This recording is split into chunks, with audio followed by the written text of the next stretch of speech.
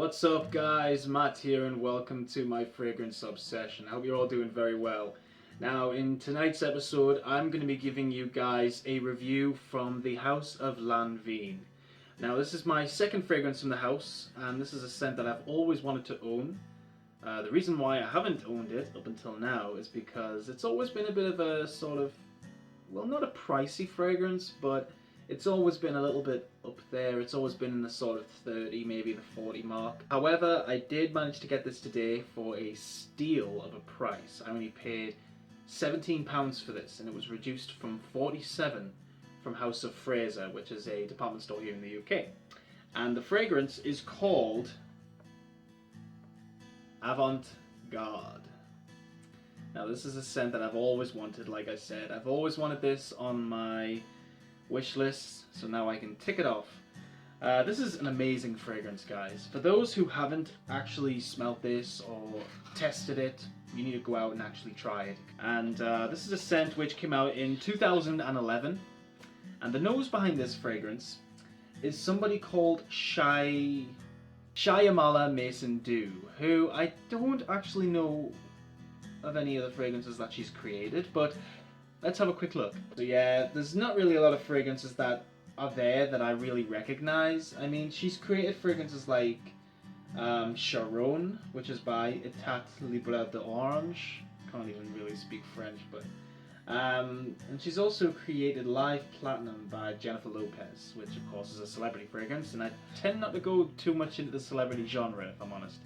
But we are going to talk about this fragrance. Now, this is Avant Garde by Lanvin. Now, let me show you guys the packaging real quick.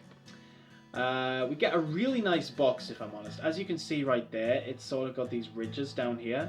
We get Avant Garde right there, and we get the Lanvin logo underneath. So we get Lanvin Paris, Avant Garde along the top. This is a 100ml eau de toilette natural spray, and it's made by Inter Parfums, which is a 4 Rond Point des Champs-Élysées, Paris. Now this bottle to me is a work of art. I absolutely love it. It's nothing amazing, but it's certainly a very simple bottle, but it just looks so classy. Now this is what the bottle looks like.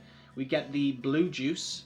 I mean, the glass down here is blue, but the juice inside is sort of like a green, so it does blend it quite nicely.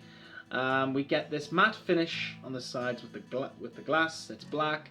We get Lanvin along the top here, and we get some information on the bottom, you know, just the serial number and whatnot.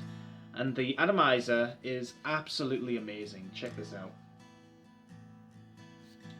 Brilliant sprayer. Like, I mean, this is up there with being like one of the Zara fragrances, because in case you guys don't know, I will be doing a review on this one tomorrow, and let me just quickly show you. Gourmand Leather, also guys, by Zara. I bought this today along with the Avant Garde, so I'll be doing a review on this tomorrow. Stay tuned. So yeah, anyway, the sprayer is absolutely fantastic. Now, in terms of the notes for Avant Garde by Lanvin, in the top we get bergamot, black pepper, pink pepper, and juniper berries. Wow, this is absolutely beautiful.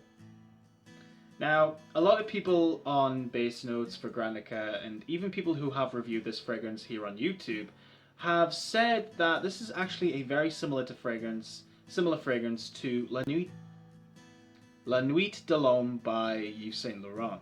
I haven't really smelt that fragrance too much, if I'm honest with you, so I don't really know what to say, but to my nose, this is actually a little bit similar to fragrances like Rojas Man, and it also smells a little bit like Uomo by Salvatore Ferragamo, because in this fragrance, even though we don't get a lot of the other notes till later on, to me this smells a little bit like coffee when you first spray it. Even though coffee isn't listed, you certainly do get a coffee type of smell. But if I had to pick out any notes, I would say that you do get a lot of the bergamot. The pepper notes are automatically there. You get a lot of that black pepper, a lot of that pink pepper.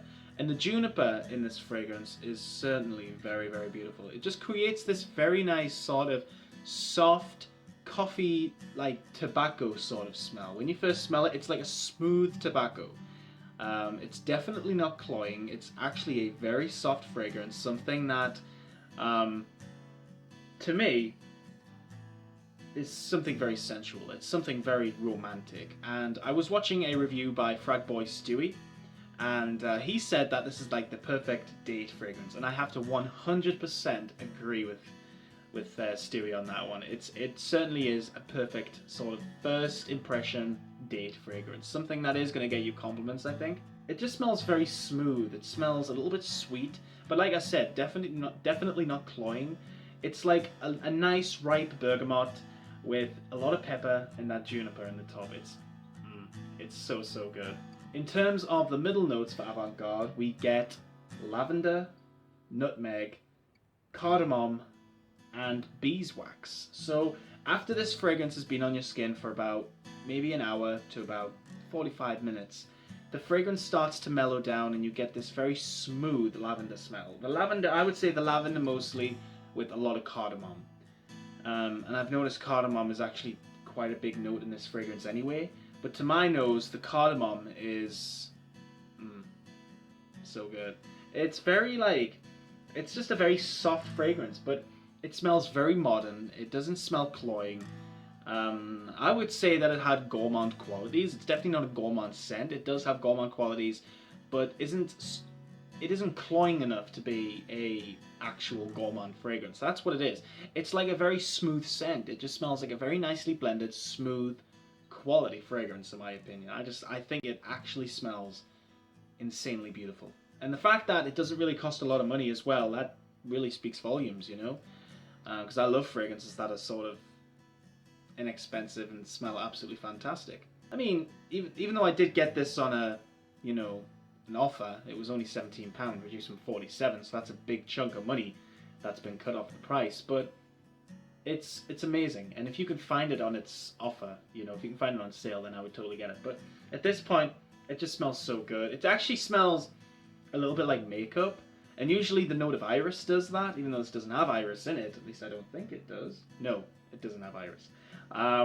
But yeah, it kind of smells like the inside of a makeup bag. Yeah.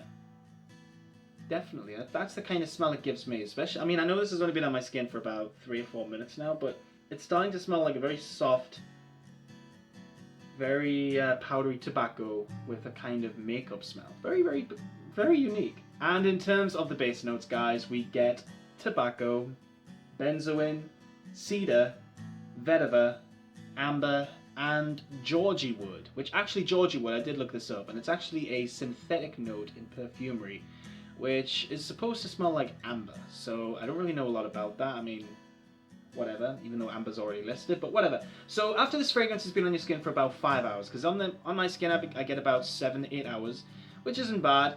It's moderate, of course. You get this very soft dry down.